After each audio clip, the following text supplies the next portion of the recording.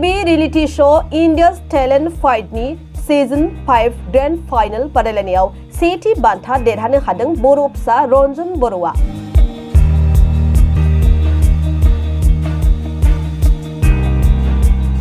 Ranjan Bora TV reality शोनि India's talent फाइटनि season 5 grand final बादायलायनायाव सेथि बान्था आरो गोल्ड मेडेल मोननो हानाया बर' हारिनि थाखाय गोग्गाथाव।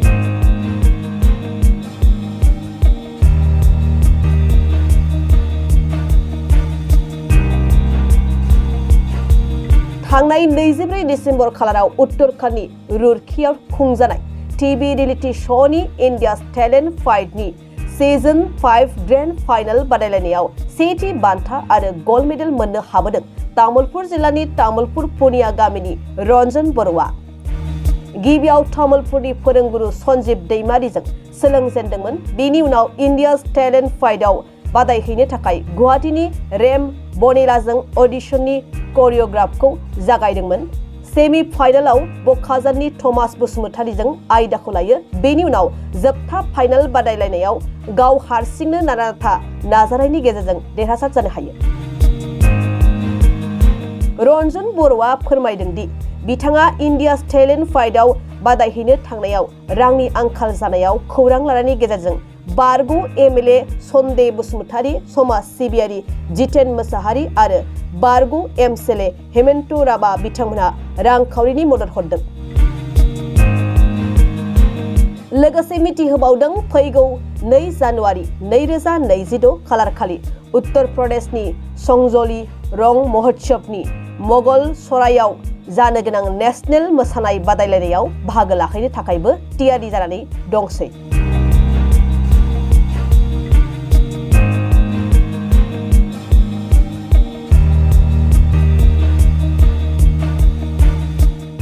खुलुमबाय, आंनि मुङा रनजन बर'। आंनि न'आ तामुलपुर पुनियायाव आरो आंनि आफानि मुङा मथर बर' आरो आइनि मुङा गणेशवरी बर'। मिथिनो मोनदों नोंखौ मालाबा बबेबा रियलिटी श'आव देरहासार जाबोनो हानाय। औ, आङो इंडियान टैलेंट फाइट सीजन 5 आव आङो थांनाय डिसेम्बर 24 तारिखआव ग्रेन्ड फाइनाल होदोंमोन। तो ग्रेन्ड फाइनालाव आङो विनार जाना फैनो हादों। तो बेनि थाखाय जोबोद गोजोननाय मोनदों आङो। बबेयाव जादोंमोन बे? रुड़कीयाव जादों, उत्तराखंड। बेवहाय बबे रायजोनि बादायगिरिफोर दं? बादायगिरिफोराथ' आसामनिफ्राय आं हारसिं आरो गुबुन जायगा जेरैबायदि पान्जाबनिफ्राय फैदों, दिल्लीनिफ्राय फैदों, मुम्बाइनिफ्राय फैदों, हारियानानिफ्राय फैदों, पान्जाबनिफ्राय फैदों, ओरै गुबुन गुबुन हादोरनिफ्राय फैदों आरो बादायलायनो थाखाय। बेसेबां जनसो बादायगिरि दंमोन? बादायगिरिफोरा जोंनिया फार्स्ट अडिशन टाइमाव 1000 जादों। ओमफ्राय आरो बिदिनो बिथांमोना एसे माने सायख'लांबाय थादों राउन्ड सिस्टेमाव। जोबथा बादायलायनायाव साबेसे दंमोन नोंथांमोन? जोबथा बादायलायनायाव जोङो टटेल 20 दंमोन। 20निफ्रायनो केटेगरि वाइसआव माने 12 जन लाखिदों आरो 12 जन। 12 जननि गेजेराव नोंथाङा 12 जननि गेजेराव आं विनार जानो हादों। नोंथाङा गिबियाव डेन्स क्लासखौ बहा लाजेनामोन? आं गिबियाव जोंनि तामुलपुर मथंगाफुरि पार्कनि खाथि सेराव माने लादों आङो। गुरुनि नामा जोंनिया सन्जीब दैमारि, बिथांजों लादोंमोन। बेनि उनाव आरो गुबुन फोरोंगुरुनि आयदा लाबावदों नामा?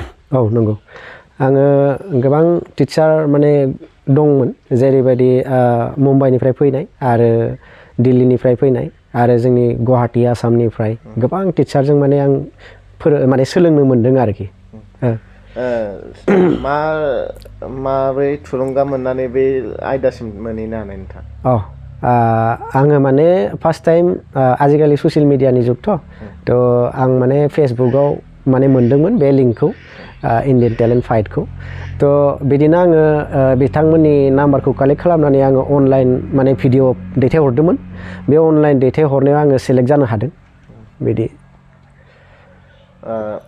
नोंथाङा माबायदि आसा लानानै बेखौ बादायहैदोंमोन?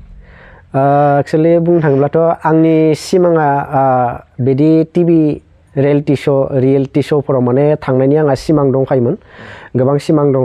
तो आरो थांबावगोन दा नैबेथ' फार्स्ट जागायजेनदों होननानै आङो सानदों आरो बे जागायजेननायावनो आङो दिनै उइनार जाना फैनो हानायनि थाखाय जोबोद माने मोजां मोनदों आरो गोसोखौ।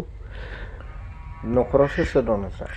जोंहा आदा बाजै आरो बाबु सासे दं आं दं जों साब्रै आरो टटेल न'खराव। जोंहा फादार मादार गैथ'ला दा फादारा थांनायाथ' बोसोरबायानो जाबाय आरो मादार थांनाया बोसोरथाम जाबाय आरो। नोंथांनि नैबेबायदि हाबा मावनायाव नोंथांनि न'खरनिफ्राय माबायदि मदद मोनदों बिदा बिबाजै? गोबां सापर्ट दङ आदा बाजैमोननिफ्राय गोबां सापर्ट दङ। बे सापर्टनि थाखायनो दिनै आं माने बेवहाय थांनो हादों आरोखि। होनथायबाथ' थांनो हानाय नङामोन सापर्ट गैयामोनब्ला। जोबोद मदद दं बिदा बिबाजैनि? गोबां मदद दङ। नोंथाङा दासिम बेजों लोगोसे गुबुन बबे बबे ओनसोलाव बादायबोनानै देरहासार बान्था मोनहोनो हादों फोरमायनो हागोन? हागोन आं नैबे जोंनि बड'लेण्ड एलेकायावबो माने आं गोबां फार्स्ट प्राइज सेकेन्ड प्राइज ओरै मोनबोबाय आङो आगोलाव आरो जेरैबायदि गुवाहाटिफोरावबो आङो बिदि उइनार जाबोनो हादों आरो बिहारानो जा बा हयथ' दिल्लीयानो जा बेफोराव थांबायनानै माने उइनार जाबोनो हादों आरोखि आङो। गिदिर बादायलायनाय हिसाबै नैबे जोबथा? गेदेर बादायलायनाय होनबोला बेनो इण्डियान टेलेन्ट फाइट सिजन 5आनो आरो गेदेर बादायलायनायाव। बाखि ओरैनो स्टेज माने फिसा स्टेजफोराव आङो ओरै बा हयथ' गेदेर स्टेजफोरावबो आं मोनबोदों। नोंथाङा दासान्दि मा मावनानै दं? आङो दासान्दि डान्सनि खामानिनो मावगासिनो दङ। जोंनिया तामुलपुराव आंहा स्कुल दङ, डान्सनि स्कुल दङ, नित्यान्जलि कला कृष्टि केन्द्र। बेवहाय फोरोंगिरि हिसाबै खामानि मावगासिनो आरो। मा दिनाव फोरोङो? आं फोरोङो सुक्रुबार आरो सनिबाराव साननै फोरोङो आरो टाइमिंआ मोनानि 3टानिफ्राय 5टासिम आरो 2 घन्टा फोरोङो। जुदि नोंथांखौ बबेबा फिल्म बा सावथुनफ्राव बाहागो होयोबा नोंथाङा हाबनो गोसो नामा? बेफोरावथ' जोबोद गोसो गुदुं आंनिया। आं खालामबोबायबो आंनि गावनिनो आंहा माने प्रडाक्सन दङ SRB प्रडाक्सन। बे SRB प्रडाक्सनाव आङो गोबां मिउजिक भिडिअ आङो बानायबोबाय आरो गुबुनफोराबो बेफोरबायदि लिङो हारसा प्रडाक्सनानो जा बर' प्रडाक्सनानो जा बेफोराव लिङो साइड पार्टआव थाङो आरोखि। बिथांमोननि नामखौ लानांगोन आङो। बिथांमोननि नामखौ खोन्थानोसै आङो जे जोंनि तामुलपुरनिनो सुन्दि बसुमतारी बिथांनिफ्रायबो जोबोद मदद मोनदों। आं बिथांखौ आंनि गोसो गोरबोनिफ्राय जोबोद साबायखर बावहरनाय थाबाय। लोगोसेयैनो हिमन्त राभा सार बिथांखौबो आंनि गोसो गोरबोनिफ्राय साबायखर बावहरबाय आरो लोगोसे जेतेन मोसाहारि सारखौबो समाज सिबियारि बिथाङा बिथांखौबो आंनि गोसो गोरबोनिफ्राय जोबोर साबायखर बावहरबाय बिथांमोना आंखौ हेफाजाब होनायनि थाखाय। आरो नाम लाबावनांगोन मेन बिथांमोनानो होनजायो। मानो होनब्ला बिथांमोना जुदि आंखौ फोरोङामोनब्ला आं दिनै मोसानानै दिन्थिनो हानाय नङामोन। बिथांमोननि नामानो जाबाय जोंना बकाजाननि फार्स्ट आं माबानिखौनो बुंग्रोनोसै अडिशननिखौ। अडिशन जेब्लानाखि होदोंमोन आङो अडिशनाव जोंना रेम' बनेला सारा आंखौ अडिशनाव देरहासार जाना थांनायाव माने मदद होदों करिय'ग्राफि खालामनानै। आरो सेमि फाइनालाव बकाजाननि थमास बसुमतारी बिथाङा सेमि फाइनालाव आंखौ देरहासार खालामनानै दैथायहरनो हादों। ओमफ्राय ग्रेन्ड फाइनालाव आं गावगायनो खालामनायसै। जियानो जाया जेखियानो जा माने बिथांमोनखौ आङो आंनि गोसो गोरबोनिफ्राय गोबां साबायखर बावहरबाय।